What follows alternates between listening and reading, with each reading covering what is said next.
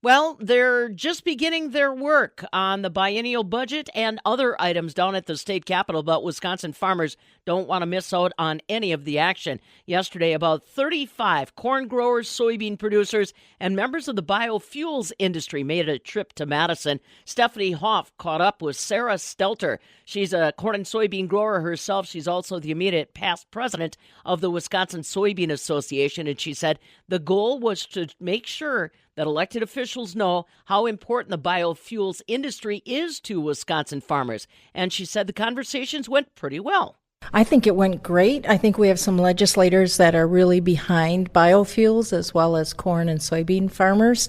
It was really a unique experience to get to be able to work with the biofuels group. We haven't done that in the past when we've gone up to see our lobbyists, so that was sort of a unique experience. And it proved very positive, too. Because this was in conjunction with biofuels, was that the theme? Yes, it was. It was encouraging incentive programs for both biodiesel as well as ethanol. So both corn and soybean farmers were represented along with the biofuels folks.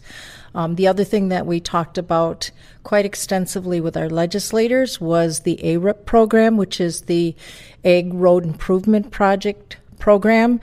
Right now, the governor has signaled or has cut the program down to $50 million, and we are asking that it go back to $150 million where it was originally proposed. Tell me more about the biofuel incentive program. And first, paint the picture for us. Just how important is biofuel to Wisconsin corn and soy?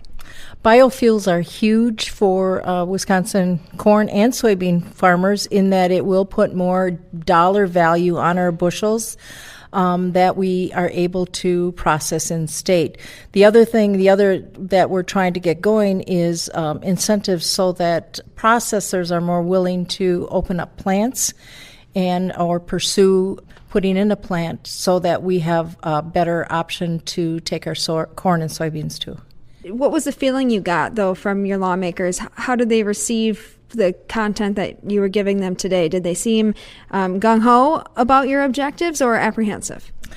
I would say that they are, I don't want to say lukewarm, but they are supportive of what we are asking. I think everybody's concerned about the budget. Certainly with the ARIP program, they were very supportive of that and the ones that we talked with wanted to see that money put back into the program.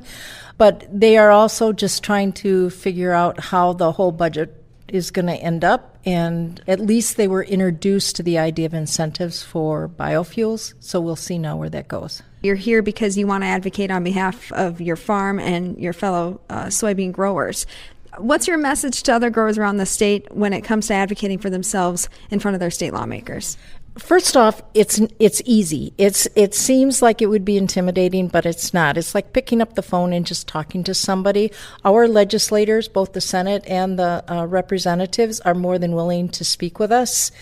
And it's critical that we stand up for what we need and what we believe in, especially now because we don't know what's going on the federal level.